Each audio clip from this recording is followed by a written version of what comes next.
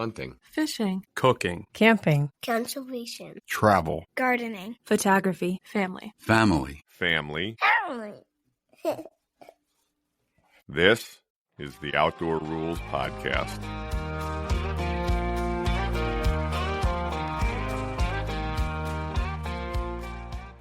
Hi, everybody, and welcome to another episode of the podcast.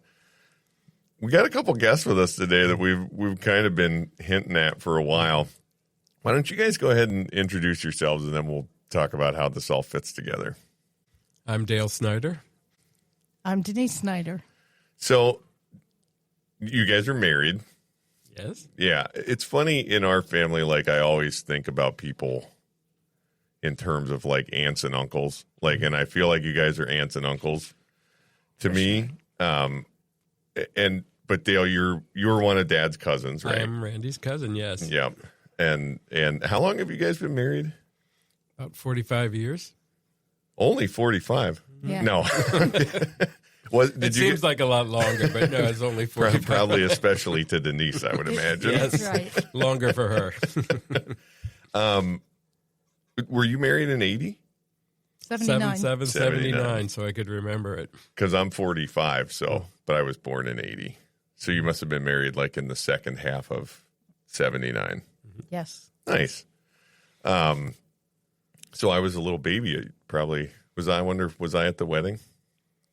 Well, if you were only born in 80 and we got married in 79, that would make it a little tough. Man, I'm off to a good start here, Dale.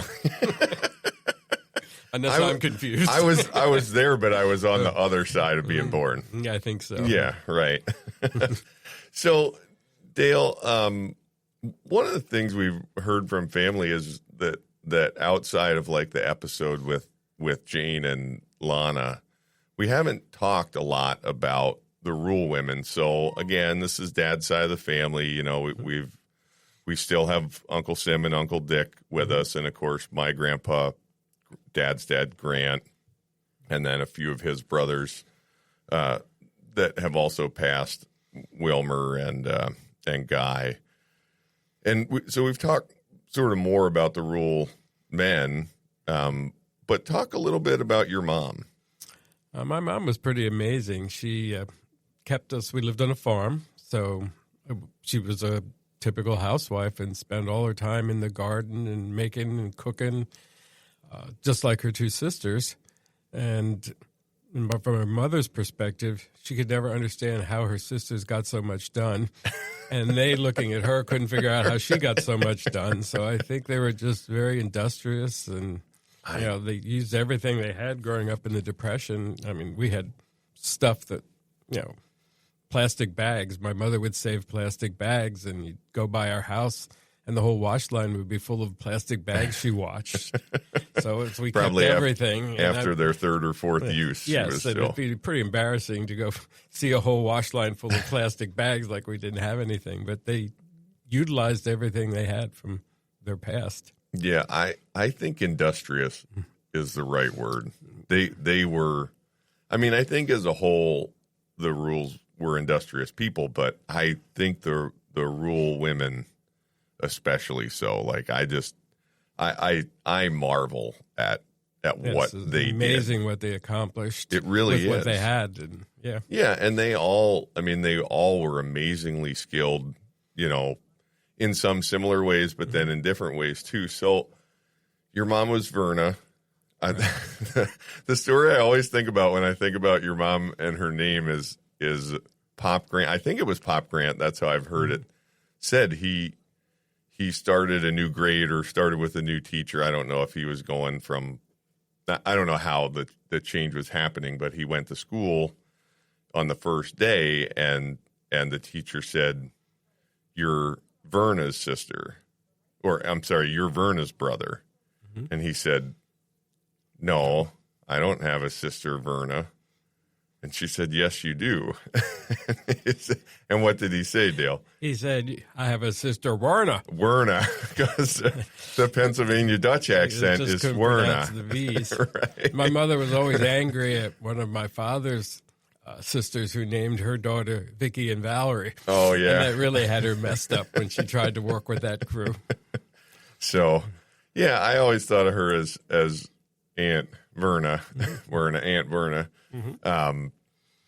But where was she in the order of the kids? She was the oldest girl, so she spent a lot of her early life just taking care of a lot of the boys and cooking and doing a lot of things because Grandma was, of course, always having other kids. And so she, being the oldest girl, did a lot of the cooking, and that was probably her specialty. Those boys took Kept a her lot busy, of, yes. took a lot of taking Yes. care of, I think sure. They kept her busy, quite. And it's funny. Like I have memories of all of the sisters for sure. Not as many with Edna, just because Edna lived a little farther away and we didn't see her as much. Sarah, we saw her here a lot. We saw your folks at church. Yeah. And I remember your mom as the sweetest of them. Like Sarah too. Edna always scared me a little bit. I don't know because maybe I didn't know her as well, and so She scared me too. She was maybe just bigger than the rest of them. She was more imposing for sure, and we got to get some of Edna's side on here to talk about her, and I really do want to do that, but she was a lot more vocal too, keeping all those 8 kids that she had in mind. Yeah. So there was always something going on there. Yeah, but I just remember your mom as being such a sweet lady. She was just so nice. Like I don't ever I have no memory of ever feeling like I was in trouble with Aunt Verna. She was shy and quiet, and she always thought of the other person first, never thinking of herself. Yeah.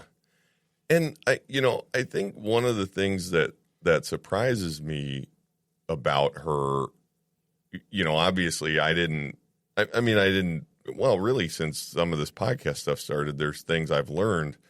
She had a really a really interesting early life away from the farm, right? Yeah, it was when she was a young girl, she worked at the Buckingham Mansion, which is Cornwall Manor now. And so she was the maid there, and sometimes she would go to their house in Washington, D.C., and sometimes they had a house in Rittenhouse Square in Philadelphia. So she would go as a maid and work at a lot of their properties. Yeah, I had just never made that connection. I had heard in my childhood that she had worked for the Buckinghams, and we could probably spend a lot of time there, but the Buckinghams were tied to the Cornwall Iron. The Iron Ore Manor, yes. Right. So we have They were quite a wealthy family that a lot of things in this area are attributed to the things that they've done. Right. And, if I feel like if you know anything about American history and you hear, the name Buckingham, you're like, oh, that's sort of the, old money American aristocracy kind of. And there were Freemans involved. Was the last member, I think, that was still there was a Freeman that married into the Buckinghams. Yeah. Do you know how much time did she spend in D.C.? I don't. I do know that the place she went was across the street from the White House. Oh, yeah. And she remembers some of the early statesmen and stuff that were in World War II would stay at the house sometimes with them. Yeah, she, almost certainly had to be exposed to a lot of really interesting people in that early 20th century part of American history, right? Correct. And so that was sort of interesting for us to hear her days there. And some of the things that, even though they were very wealthy, they were also very frugal. And that's where she learned that when you bought soap, you took it out of the wrapper so it dried out and it lasted longer. So she had to do special things like that. So even though they were wealthy, they still tried to save where they could. Yeah. Interesting. And she probably would have been doing that. What year was she born? She was born in 1916. So probably in her early 20s, 18, somewhere like that. She was doing that. Yeah. So later in life, she worked at the Bon-Ton department store in town. Did she? She even did a commercial there. Did she really? Not on TV, but in the newspapers and magazines. Oh, yeah? Like modeling or? No, it was just a snapshot of her as a shopper and what she liked about the store. Oh, yeah. I think she worked in the stationery department. for many years. That's funny because I would imagine that being kind of shy and quiet, she probably would have been. We were shocked when we found uncomfortable with with I'll the have attention. to find that picture for you. The other thing I remember she did when she was young is they always had a market stand. And she would always go work the market stand, and the kids, to earn a little extra money, they would go out in the spring and cut dandelion. And if they cut it themselves, I think they got to keep some of the money from the dandelion that they harvested. Wow. Yeah. And again, industrious people. Like I don't think I've ever heard about them cutting dandelion. They would take that in and sell it along with their market stands. Were they selling it as greens? Yeah. For people to first eat? thing, first thing out in spring, you eat your dandelion with hot bacon dressing on it. Oh, wow.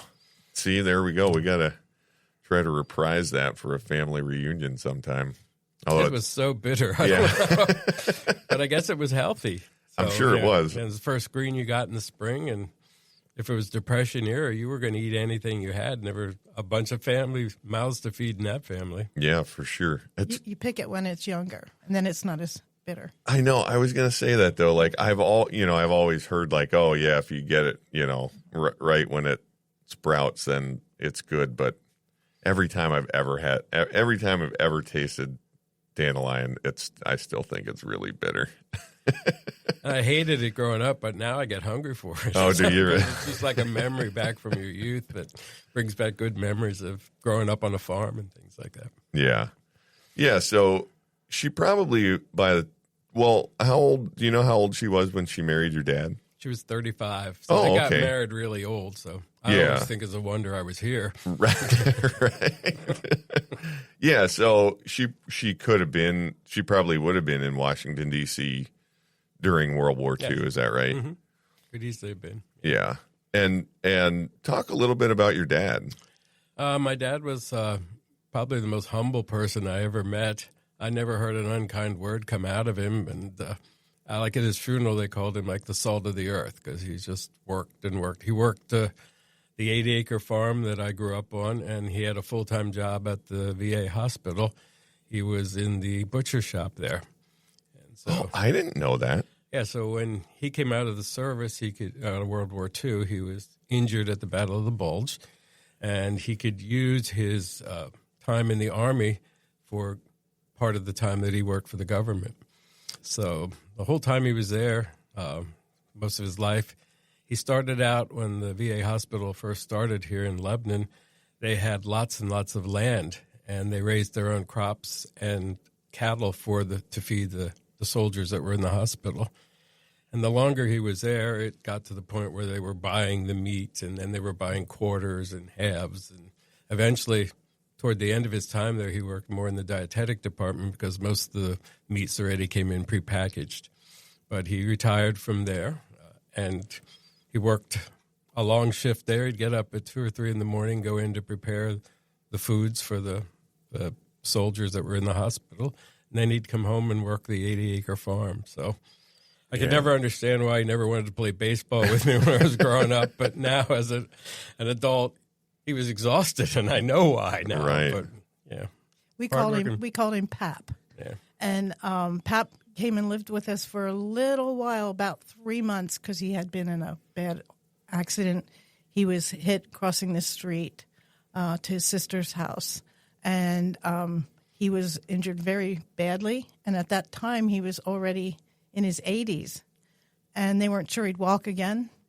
But he, of course, he didn't hear that. He just knew he was going to get out of that hospital.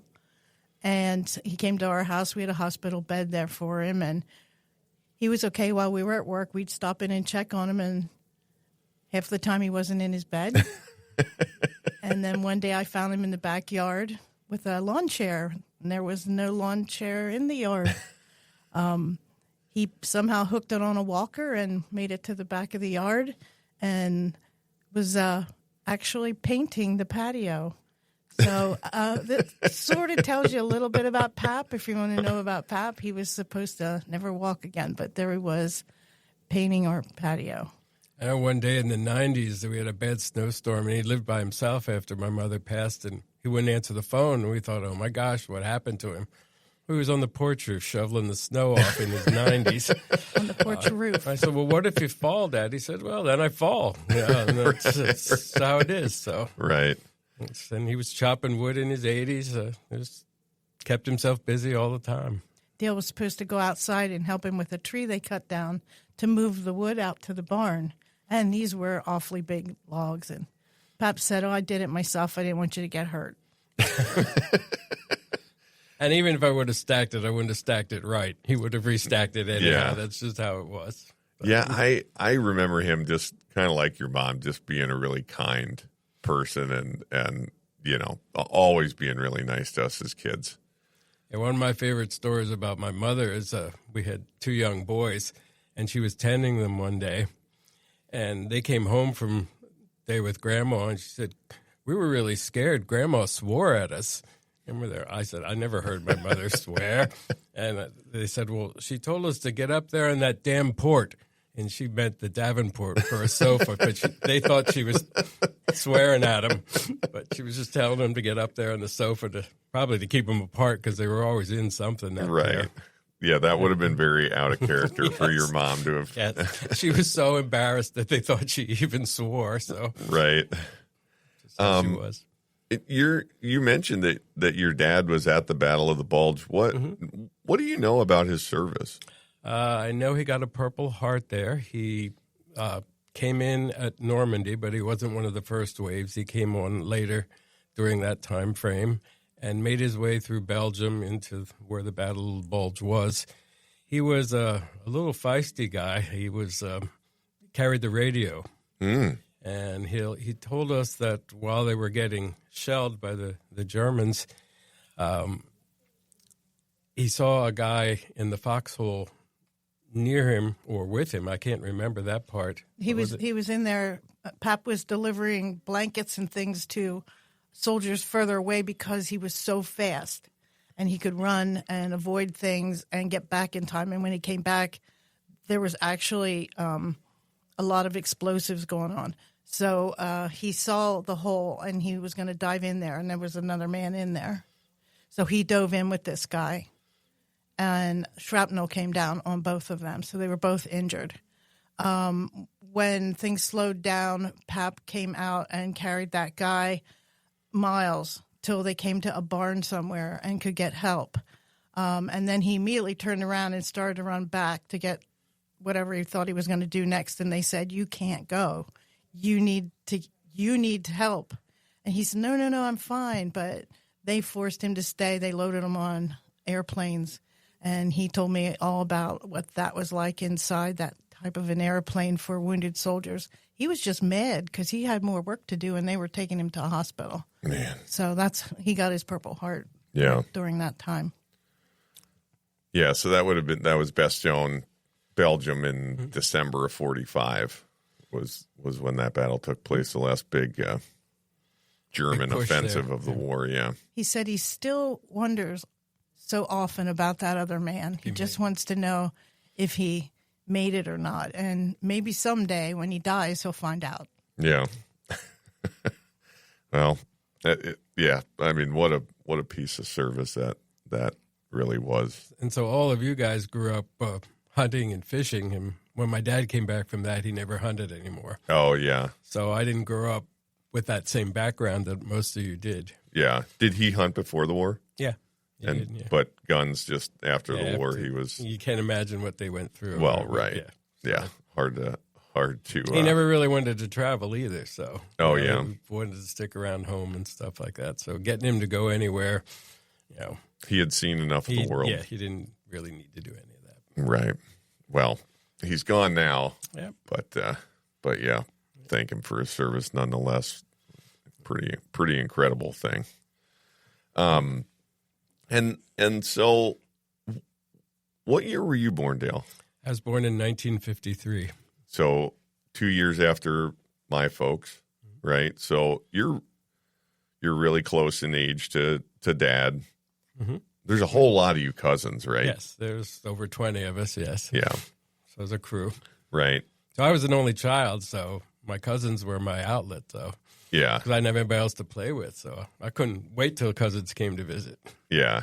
Of course, they probably really would rather not have me visit. I guess I was a terror, they say. We had a lot of pent-up energy. Yeah, like Jane and Lana always said they hit all the toys before I came around. You know, I think I have some cousins that probably did the same thing before the Rule Boys showed up. So I think you're right. I know I am. One, I can't remember if it was Liz or Amy that famously said, "Don't let the Rule Boys play with it; they'll break it. They break everything." And then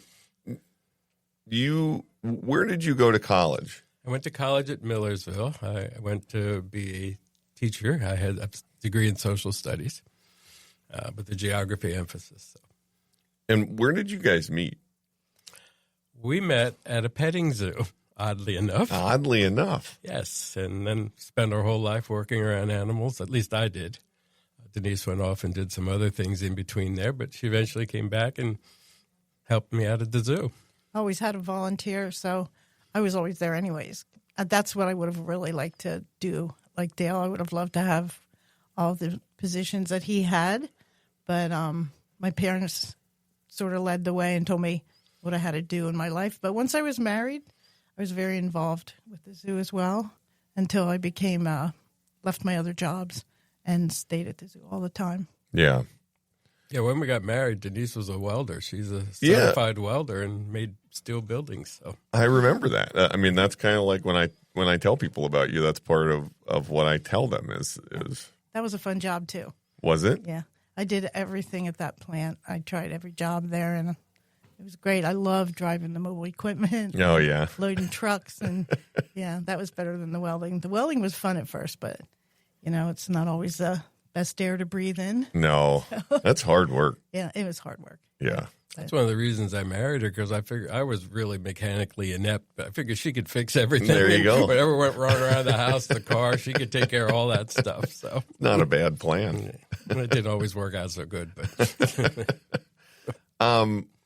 so you went to be a teacher and you got a degree in, did you say social studies? Mm-hmm. How did you go? Well, okay, let's handle one thing first. So you end up working in a zoo, and I want to get there, but we're not going to talk about the specific zoo just because you're now you're semi-retired, but we haven't talked to the media folks at the zoo, so we'll avoid exactly which zoo it is. But what was that transition? How did you make that move? When I got out of college, I, of course, was looking for teaching jobs, and there weren't that many available. So in the summer, I worked at a local park and did various things, running rides. One year I hosed down the park at the end of the night, cleanup crew, and they had a petting zoo. And I thought, oh, that would be fun. I grew up on a farm. I liked being around animals. And so I ended up working there and supervising that. And eventually the place that I worked decided they were going to reopen a zoo that had been there in the area. So in 1978, they remodeled and opened up a zoo, and I applied and got one of the opening keeper positions there. Yeah, it's amazing. Like for me to think about my career track into biology and how focused that was for you to have been able to take a different degree and then work your way into it is really great. That's why I certainly think there's a God who directs you, because there's no way I thought I would ever have a career like that. And I feel blessed to have been able to do what I did for so many years. Yeah, it really seems like you found a calling in that. Yeah, it was a wonderful career to have. Yeah. And I guess, that I want to get into some of those experiences. What, as you went through your career, you ended up becoming, what was your title at retirement? At retirement, I was assistant director. Yeah. Most of my life, I was the curator. What's the difference between a curator and an assistant director? It's semantics. Yeah. In a bigger zoo, it would mean something. In a bigger zoo, a curator would have charge of a certain, maybe the mammals or maybe the reptiles or In a small zoo that I worked at, it was a general curator, so it just meant I was in charge of a collection of animals. As assistant director, then you took on more duties as far as operationally. Administrative. Yeah, that kind of stuff. Yeah. You were in the office more. Ugh. Yeah. That's a mistake I've made in my career, too. Yeah, the animal part was certainly more fun. The higher up you go in those kind of organizations, the less work you do that is directed at the things that make you passionate about it. Yeah. So, I mean, as you went through that, I guess talk about sort of going through the career and the animal side of the work. When we first started, most of us that were working there didn't have as much experience, so we were learning a lot of things on the job. I remember my first week, I got bit by an otter, and that's because we had them in holding areas until their exhibit was completed, and I thought, oh, he's coming toward me, I'll just put my knee up. Well, yeah, I learned very quickly with wild animals, they're not like the farm animals. You just don't put a knee up and stop them. Right. They're going to stop you. So it was a learning curve. I took care of, got a lot of neat experiences, hand-raising mountain lions. Probably one of the neatest early on experiences I had was a rehabber brought in an otter that had had its upper lip cut off by a boat rotor. And so we had to work with him and try to get him eating and sort of rehabilitated. And luckily for us, the local hospital in town had a plastic surgeon that rebuilt the lip for the little otter. Wow. So that was pretty cool. And I was the primary caretaker for that little animal. And as we got to the point we were preparing him for release again, then I had to drop back because we wanted him to be fearful of people. So, but just raising him up and getting him to the point where they could release him back out into the wild as a healthy animal was probably one of the highlights of my career. Yeah. And the zoo that you worked for focuses on North American animals. Yes. So pretty focused in terms of that. I mean, not elephants and rhinos. We were rather small, so to have a focus like that, we thought kept us more on line with what we could do. We didn't have a lot of space to have larger animals, so we wanted to concentrate on local things because many of the larger zoos around us had large exotic collections, but back in those days, not a whole lot of work was being done with native species, and there were just as many endangered species in our own country that needed help and work and people to learn about that became our focus. Yeah, and I think I really think it's very cool that there is that focus because we have amazing wildlife diversity in this country, and I think it's really easy to get wrapped up in lions and tigers and penguins and all of those things are really cool, and I'm not saying that elephants aren't amazing animals, but so are bison and mountain lions and bobcats and otters and lynx and stuff that needs a lot of help. Yeah, ocelots and eagles and all kinds of stuff that you guys do have at the zoo. It's really worth sort of thinking about just what our wildlife heritage is in this country, on this continent. It's a pretty amazing thing, really. Yeah. And it's cool to have a zoo that, that really features that because I think it is easy to go and be like, oh, I want to see the pandas at the National Zoo. Are they there anymore? Yeah, they just got a new set back. Not recently.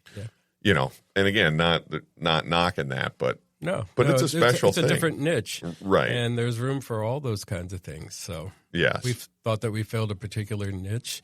And also for our educational programming, it gave the local students a really good focus because we could do things on grasslands and Arctic environments, desert environments, woodland environments. And they could learn and see what was in each one of those habitats because that's how we sort of had the zoo set up. So actually geography degree helped a little bit here. Your teaching And my degree. teaching, because we did a lot of that also. It was a big component of what we did. Yeah, I think that a couple of things about the zoo and zoos that I wouldn't know if I didn't know you both was, how important that education component is, and then also the conservation connections. So I don't know, either one of you on the education side, just like real briefly some of that. Well, we had all kinds of programs. We would go out to school groups and speak. We had the animals, which was a great calling card. I mean, you take an animal into a group of kids, you've got them right there where you need them. So I was really glad that I got to, since I had an education degree, I got to speak with the students. And then I could give them back after an hour. I didn't have to keep them all day and worry about keeping them busy. And I had something exciting to show them. For me, a lot of people have such fear of like reptiles and snakes. And I must admit I wasn't real wild about them when I started at the zoo, but you learn to appreciate them. And if you could get a child that's petrified of a snake to touch it, and they realize, oh, that's not really so bad. They're not slimy. They're really just another vital part of the environment. You feel like you've accomplished something, that they're not going to go out and just chop every head of every snake that they see. Right. But they'll realize the connection that we have with everything and how all the pieces fit together. So for me, the educational pieces were one of the most important parts. Because if I was going to take an animal out of the wild and give it an artificial home, it ought to be a spokesperson for that species so that people can learn about that and also want to move on to do something to protect the habitat so that they all have something. So Right. just like hunters, fishers, trappers, we all want the same thing. We all want a habitat that's there for everything to be able to survive and be healthy. Yeah, I totally agree. When I worked for Yellowstone, the second Park Service director that I worked under, I didn't know him. I mean, the guy in Washington, D.C., John Jarvis was his name, and he was the first Park Service director in quite a while, I think, to have come up through the biology ranks. So he had been a biologist, and worked up through the agency to become director. And, as new directors do, he came out, I don't know if it was a strategic plan or long-range vision document, something like that. But one of his, maybe it was a call to action, one of his points in there was titled formative experiences.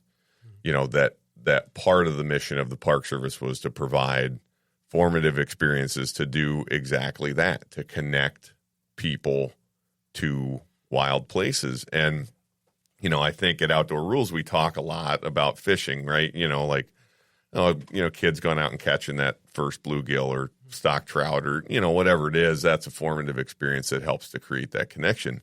But I mean, that's in some ways, that's a luxury. We don't, your folks were great and they were certainly sort of, connected to outdoors things in their own ways. But like you said, they didn't hunt and fish. So, I think to be able to provide more broadly to young people, to kids, something that really is a formative experience. I mean, somebody can walk into a classroom and talk about snakes, right? Without the snake there, how much impact do you have on kindergartners and first graders and, little kids? But like you said, and I think that's a beautiful thing. If you can get a kid that is sitting in that classroom scared of snakes to touch a snake and start making this connection, like, oh, this isn't the negative thing that I thought it was. I think that's really powerful. The other big one was tarantulas, because so many people are so petrified of them. But when they see them close up and you're holding it on your hand and it's really not doing anything to you, it gives them a whole different perspective on, that whole set of arachnids and what they really do for us and what the myths are about them, that right. We need them. or Yeah. how cute a bat is up close. And then you get to tell them about all the mosquitoes and insects that they're going to eat they're vital, they're important. You need to have them. All of a sudden, they want a bat box in their backyard. Right. Yeah, you start getting people to think about, and I always, I mean, we have this concept, of ecological services and, kind of like what wild animals and wild places do for us. And people try to monetize it, to make it make sense to folks in a way that they can understand from a money standpoint. And I always get a little uncomfortable when we start talking about the dollar figures of, the value of clean water. I mean, it's almost infinitely valuable, which is why I think I get a little bit uncomfortable with it, but it is a way to connect with people, right? Like these, bats eat mosquitoes. Like they're providing an ecosystem service to, for basically nothing. And all we got to do is try not to screw it up. Yeah. Like, they're not really asking all that much from us. Yeah. What we're really asking us is to try not to screw it up. And I had a friend on who works for the Rough Grouse Society recently, Carl Malcolm, kind of talking about habitat and, really getting a deep understanding of wild places and what, forest, he was particularly talking about forest landscapes, but, to get people to engage to a level where they understand, like, well, wildfire was part of these ecosystems and those disturbance events, from, what maybe at one time was caused by passenger pigeons, but we have to find a way to replace it either through, responsible timber harvest or whatever it is. But, really trying to take that first step with kids towards getting to the point where they care about something and then providing them the education, right, to go like, hey, there's a lot going on here, and we can't sum things up maybe as simply as a Disney movie every time, but You also mentioned like a conservation component. And that is another major component of a modern zoo. And for us, we were able to get kids interested in things right in our own backyard. There was a butterfly in our area that needed protecting. And so we were able to work with that, the Regal fridillary butterfly. And kids could go out and see and be a part of doing some of those things. You don't have to be saving the elephants, although that's great. right. There's stuff right here that you can do, even as a child, to make the habitats better for the things that we have close to us, and without all those animals that are all necessary. Yeah. So we had worked with all kinds of different local species that barn owls are in great decline in here in the East, a valuable animal to have in the ecosystem. And so you can have kids making boxes and doing things to support that local conservation efforts. It puts the focus right into their hands, and we want to be a part of developing the next generation of conservationists. We have to. Yeah. I mean, if we want the world to survive, we need to take care of it better. Right. And I think, to some degree, demystifying some of those things, right? Like, no, this critter lives in your backyard. This barn owl, these things, I mean, aren't all around us in the same way that they once were. But I don't know that I've ever seen a barn owl in the wild. Yeah, they're pretty tough to spot. Right. They're there, though. You just don't see them. Yeah. We've had a pair of great horned owls nesting at our office in Santa Fe. That's awesome. And they had been sort of out in some outbuildings. And this year they moved the nest right to the main office. Like you can walk in the lobby and peek up under the eave out the window. I walked through the other day and one was sort of sitting lower where you could really see it. It's just like such an amazing thing because they really are everywhere. And they're, again, providing ecosystem services if you want something that eats rodents. That's right. Yeah. And I mean, a lot of that work is really deep in terms of one. I mean, it's similar to my world in some ways, I think, where there's a lot more sort of administrative stuff going on and rules around what you can and can't do. And then there's a real interconnectedness with zoos and the conservation community, right? Yeah, they're doing a lot of work with the game departments and the state departments to save the local stuff, because we can get the word out. We can use volunteers, and we all need each other to accomplish the task, and it helps all of us. The more people that have a stake in it, the better your chances of survival and of being a good program. So we worked with a lot of the game departments and the federal agents and things like that to be able to support some of the projects that were important to them also, because they were important to us also. Yeah. So collaboration is key to making a lot of these things work, and you can't do it without each other. And did you interface directly with the Fish and Wildlife Service much? We did. We would sometimes help them out. Sometimes they would have shipments that came into the country illegally that we had to house until court cases came up. Like live animals? Mm-hmm. Oh, really? Yeah. I never knew that. Yeah. Shipments of like reptiles that would come in from around the world. We would work as repositories to try to save them, because that's a really sad thing when you see like a box of like 50 iguanas coming in and stuffed tight, and you open the box and half of them are already gone. Right. So that illegal wildlife trade is something that we were important with. We worked with the state on a number of their local game projects wherever we could help. And I think most of the modern zoos are tied in very tightly with Fish and Wildlife and the local game departments, state departments. Yeah. And you guys did work with Western species as well, right? You worked with some cats and... Yeah, we had, we were part of the species survival plan for ocelots, which are, a few in Texas yet, in 60s, 70s maybe, numbers. So yeah, within the zoo field, we have a lot of programs that try to take away the idea that I'm the only zoo that has this, mm-hmm. to the fact that we all need to work together to save this. And so ownership of zoo animals is not like it once was. We have programs that if you're a part of it, you have to agree to do what's best for the group. And if they say you move your male to Dallas to breed at a zoo there, that's what you do, or you're no longer part of the breeding program, because the end result is we want to save the animal and do the best for it, as opposed to making ourselves look the best.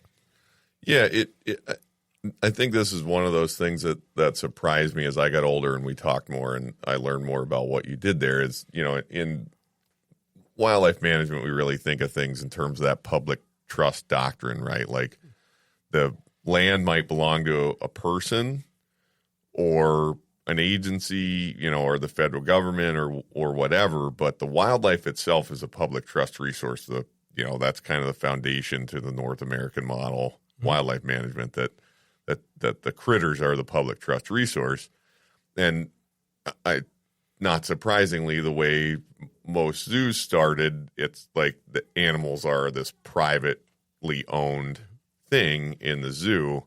And I think it's really, from what I understand about what you've told me, it's moving more towards like, yes, you own the zoo, but the critters are transitioning more towards that public trust doctrine, public trust resource kind of thing. You're correct. Yeah. Yes. And certainly when endangered species and things are evolved, years ago you used to pay for animals. Now you just pay to have them moved to you, because we don't have that much of an ownership involved with it. We just want to save the species and do the best we can for it. And so with a critter like ocelots, which if anybody doesn't know what we're talking about, this is a small. Well, describe them, Dale. Ocelot is a medium-sized cat that's just beautiful. It's one of the only cat species that has all three of the markings that ocelots have. It has spots, rosettes, and stripes. So they've got all those patterns within their body. They are much more common through Central and South America, but they occasionally move into a part of southern Texas, Brownsville area. One of the national parks down there is one of their strongholds, or the only stronghold in the United States. So we have a limited number in captivity, and so it was part of, at one time they were called species survival plans. The zoo field has gotten away from those, and they now have a program called SAFE, which is safeguarding that particular species, and it just took on a form. But the basic tenets are sort of the same. We're all working together to do the best for the species that are in captivity, to either supplement what's in the wild or at least learn how to breed them if the habitat is so deteriorated that it can't be put back into it. So that's sort of where the zoo field is moving toward. Another thing about why zoos are so important is because there's a lot of abandoned animals out there that have nowhere to go. So maybe the mother was killed on the road, but then she has a nest of babies, that type of thing. So zoos are very good about trying to help with that if they have the room for it. And the zoo we worked at, we got quite a few different animals like bears and mountain lions and things like that came to us as young as 4 days old. And we helped them survive. Sometimes they're not releasable just because they've been with humans. But if there's a place that we can put them, we have the room for them. We love to take care of them the rest of their lives. Yeah. Sometimes they're injured and they can't be released back into the wild because they are missing a leg or something else is wrong with them. They have a safe place to go, and we take good care of them. So zoos are very important for so many reasons. What do you think people would find the most surprising about that kind of work? How rewarding it is.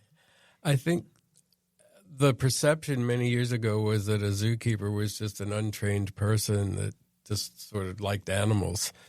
But the reality is it is a really tough career to get into, and you almost need college degrees to even get an entry-level position. We have people don't look at a zookeeper as being an educated person. So I think that's one of the things that they would be surprised at, the level of knowledge that most of the people in zoos have. Some of our best experiences were going to pick up animals. Well, yeah, I kind of I wanted to talk about. I mean, I didn't want to. I do want to do an episode, and I'm not sure how I'll integrate this one into other things. Caitlin worked in a monkey facility when she was in college, and I think Rachel's dad did too at some point. And they both have interesting accidental monkey release experiences. But I did want to ask, you guys, like craziest kind of experiences or best, most memorable things that you got to do. We went all over the country because sometimes it's hard to rely on the airlines to get things there. Are these animals sitting on the tarmac for a long time, or how's it going to be cared for? So if we could safely go, we would rather just drive and transport a lot of animals to us. So we've taken many trips with smelly wolves in the back of a vehicle and cats. Probably one of our most memorable trips is we had to return some crocodiles and alligators to a facility in Florida. And as we were driving south, our van that we were driving in, the radiator broke. Oh, no. So we were stuck in a little town in South Carolina, and I guess, again, Lord was with us because right across the street was a dealership from where we ended up stopping. And we took the vehicle in there, and I said, I need to tell you something before you start working on my vehicle. I have the back full of crocodiles and alligators. They're in boxes, but I can't let the vehicle sit out in the sun, or they'll bake and I'll lose them. You'd have to have a place where you can put them indoors. And the guy looked at me and he said, well, I ain't going to tell Randall what's in there, but I'm just going to let him find out for himself what you got in there. So we're not sure what all Randall found out when he got there. Poor Randall. Yeah. That was one of the funniest things that we can remember happening to us. So I can also remember we had to pick up a very young bison, probably one of the first years I worked at the zoo. And we had remember, this is the 70s. This was the 70s. We had a converted old ambulance that we were transporting it in, and we had the cage built in the back of it. It was all open. And they loaded the animal up. They darted it and drugged it and loaded it. And we thought we were going to take it home like that, but all of a sudden they reversed the drug. And so we were, oh my gosh, now we have a moving bison in the back. And we drove the Pennsylvania Turnpike swaying back and forth as this thing. We stopped for gas and we thought, we're going to get stopped. This thing's going to bust out of the back of the vehicle. We're going to have a bison loose on the Pennsylvania Turnpike. But it was one of the fastest trips I ever took from Western Pennsylvania. But we got it back and everything was fine. But that was an exciting trip also. Yeah. You probably wouldn't do that in these days anymore. There's a lot more regulations, that needed to be done to safely transport and move things that we weren't aware of then. I think in that vein, kind of like we were talking about, right? There's just a lot more regulation overall with everything, from every angle. Yes, with everything. Yeah, I once got an animal from Canada, and it took almost 8 or 9 months just to get the paperwork to get it across the border. Yes, and when you're coming from, luckily, most of our animals were North American, but if zoos have to deal with foreign countries and long distances to get things there, it makes it even rougher. Yeah, to move things. Yeah. I mean, it's dicey shipping things, yes, for sure, because it's dicey getting yourself on an airplane and getting anywhere on time. So when you're worried about an animal in cargo, that's why we often went and got them ourselves if we could. Yeah, I mean, we run into this too, and I don't want to talk too much about work, but it's you ship something and even things that are very important to you can get lost in the same way that any package can get lost. It doesn't matter if it's a postal service or UPS or FedEx. Things sometimes they're lost and show up late, bad condition. Denise, any experiences that really? Of course, working with reindeer all those years, that was a fabulous experience. And one of my favorite parts was the teaching element of it, because people just think of reindeer come at Christmas and they don't realize what a miraculous animal this is, and every little part of their body and everything they do has a purpose. It's just amazing, and it could go on forever. What's the best reindeer fact? Oh, there's too many to pick from. But the reason Rudolph had a red nose is, like, if you would look under the fur, their skin is very pink, and it's because of all of their blood vessels that are running through that part of their face to keep them warm, because they're eating the mosses and grasses that are under the snow. So all that blood rushing through keeps their nose warmer. So talking about Rudolph having a red nose, you wouldn't see it because he'd have fur on it. Right. As far as my favorite transferring animals story would be probably with a mountain lion cub, and being able to be the first person to be able to feed that, in the vehicle yet, and have it jump up on your lap and just start eating. It was just incredible. So, and the size of a house cat. It's a mountain lion. Right. It's really cool. But so many different things. And it goes all the way back to when we were very young and working at that petting zoo. The different things that we learned, and got to work with one of the original zookeepers from the old zoo. And the things that we learned from him, they did things old-fashioned. It wouldn't be by standards today, way back then. But he also taught us how to be a good human being and take care of God's creation. So that was a super experience for me as well. Oh boy, I almost feel like I should just end it right there. Like you closed it out to me. I did want to ask, you mentioned getting bit by the otter. Scariest zoo experience that you want to share? I don't. Well, being probably to me, the scariest things are things that your mind thinks can happen. Uh-huh. Like nightmares. I have nightmares. Denise once woke up with me pounding on her because she was a rattlesnake that was loose. Oh, no. So He was hitting me. she had some battle damage from when I thought things. I'd always think that, if I go in the morning and all the lights are out, what if the glass is broken and those rattlers are out crawling around? I don't know where they're at. Mm-hmm. So mostly things like that. Mostly more than dreams. The dreams are worse than reality usually. Yeah. I still have some of those that still haunt me. I would imagine. Something's getting loose and I can't catch it or it's going to hurt somebody. And there were a handful of times where like on Christmas, we would come in and help feed at the zoo because obviously animals, they need the care. It doesn't matter what day it is. And the one I recall was you saying like, I'll feed the mountain lion. And just because like watching that thing, grab a hunk of meat and pull it into the cage, it's like, well, that one, you could lose a hand quickly, fast in that situation. Yeah, you could hear the bones crushing on the rat's head. Yeah, right.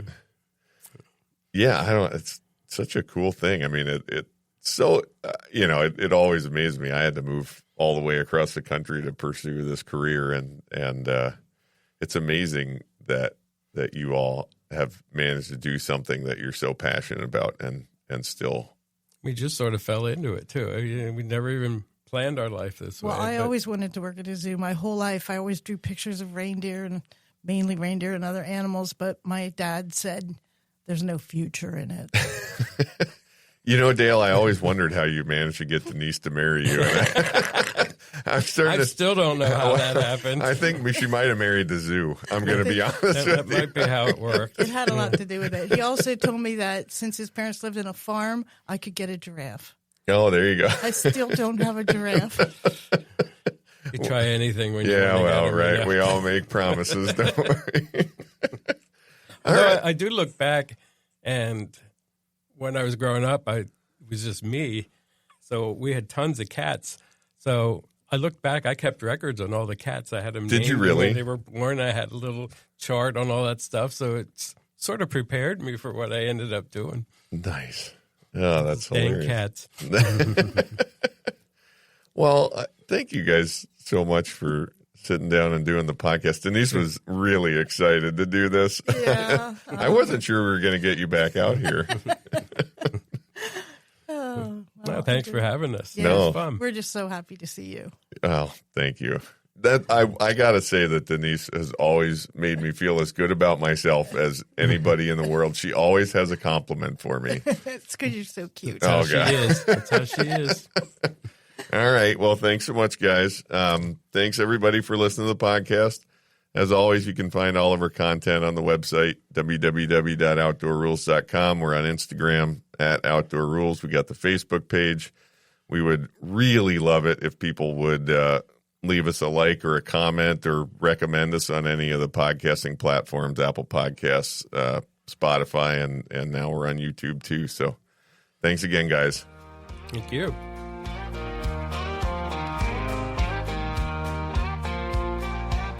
Hunting and fishing, the great outdoors, mixing history, laughter, love, and folklore, creating memories with family and friends.